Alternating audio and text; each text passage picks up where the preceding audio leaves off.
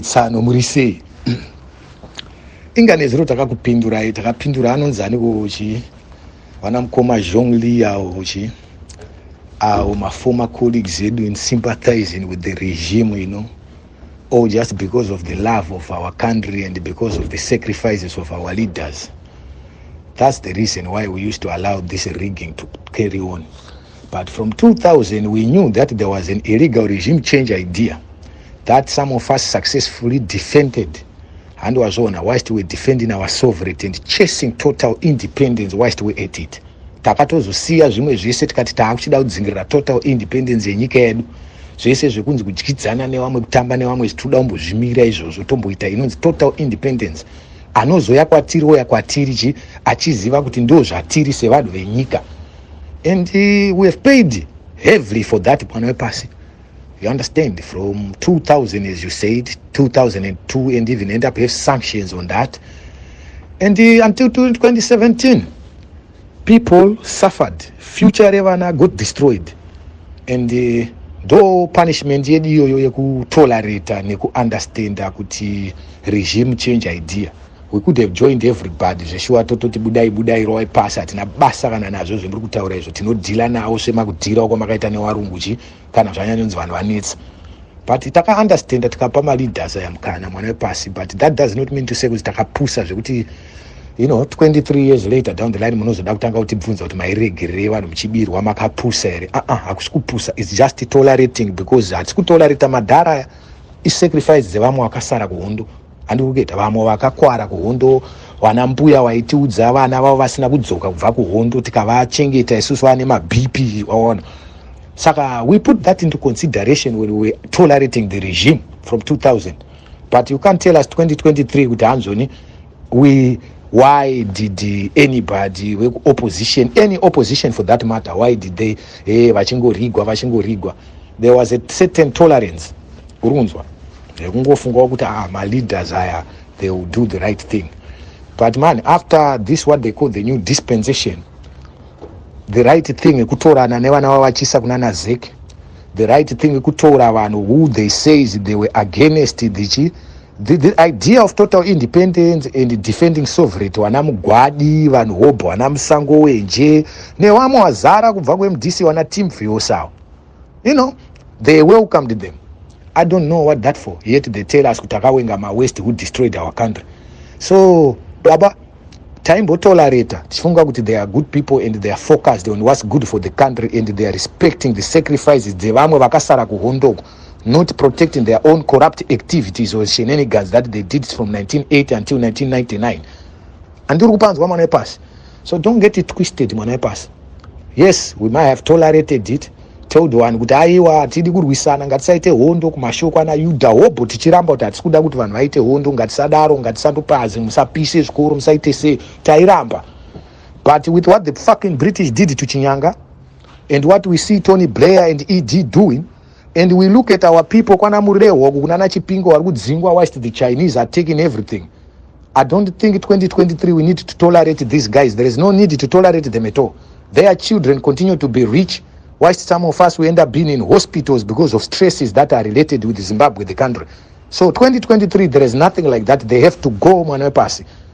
End of story. We've said it and we've already said it. Abandon negotiations, none whatsoever. These guys have to go. If it is war, let it be war. Zema British, Lord Sosby told us at Lancaster House, the only British you can trust is a dead one. Now we brother, Tiune America, yakazi liberate talk British shenanigans. So, I'm sorry, brother.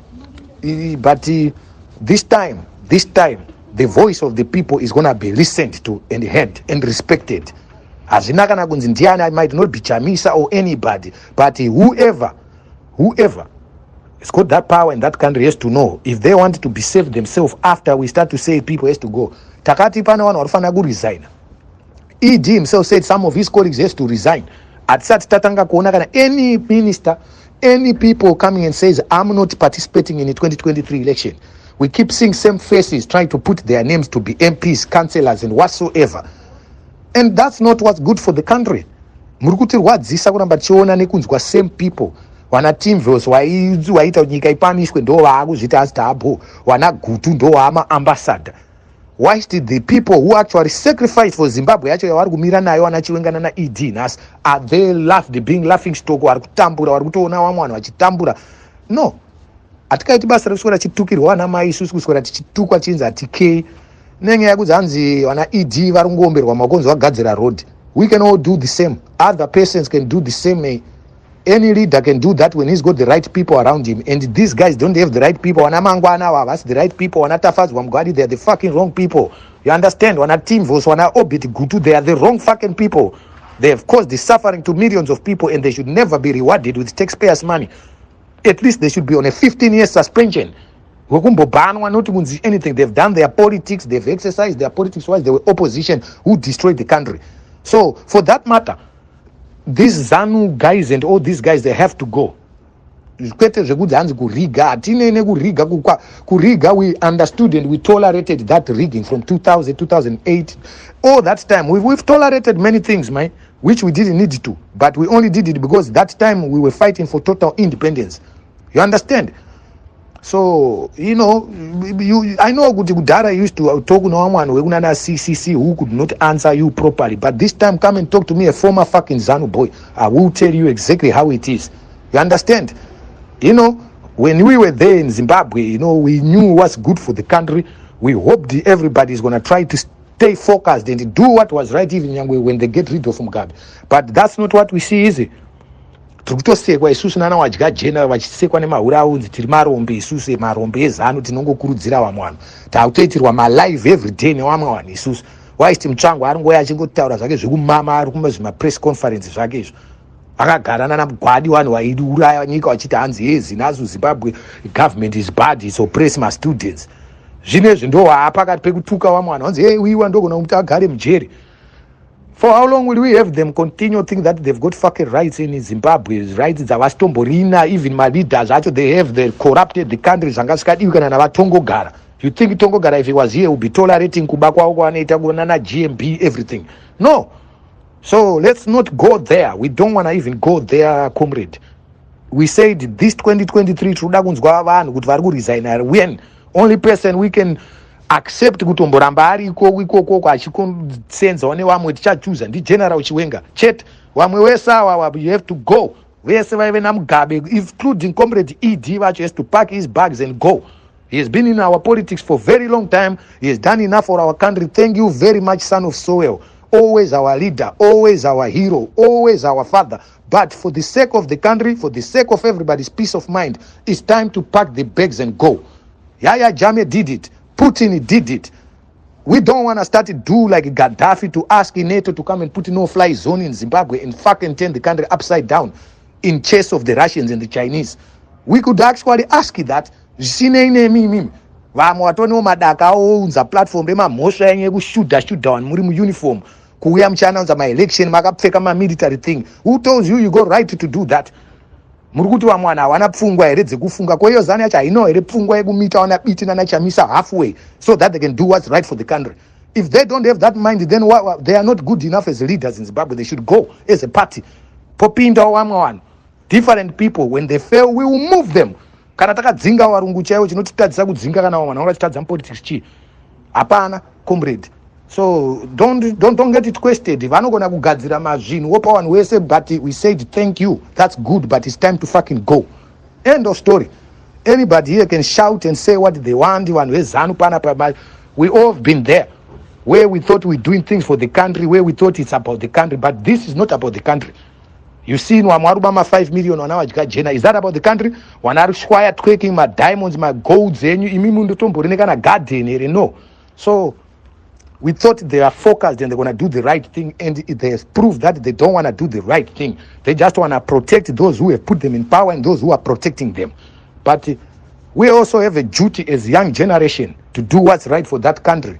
So 2023, they have to resign, most of them, and put other candidates, maybe fresh candidates. Then we can tolerate that party going to an election. But rest assured, ZANU is not going to be ruling Zimbabwe past 2023. That's not going to happen. Otherwise, nyika itomboitonge Rwanda, totomborwisana tega pachedu, tomboitibura, tomboita se Somali, kutambura vanhu vachingoburana, vachibirana, vachipazana. Because at the end of the day, we are now like Nigeria, where vanhu vanongorwadziwa pfungwa nezvinhu, whilst nobody do nothing about it. It's part of life. It's not part of fucking life. It's not part of the process. Hazvisizvo zvinofanira kuchiitika munyika yakaita seZimbabwe. Zvinoitwa kunyika dzakaita sana Somali uko kune dzimwe nyika uko, kwete Zimbabwe. And these leaders should have known better. But tell me, Toranana Gutunana team views, people who have been fighting against the good causes of the country for a good 20 years, 2 decades, Nasindova Atoma positions of power. Whilst those who fought for those total independence, they are out there suffering.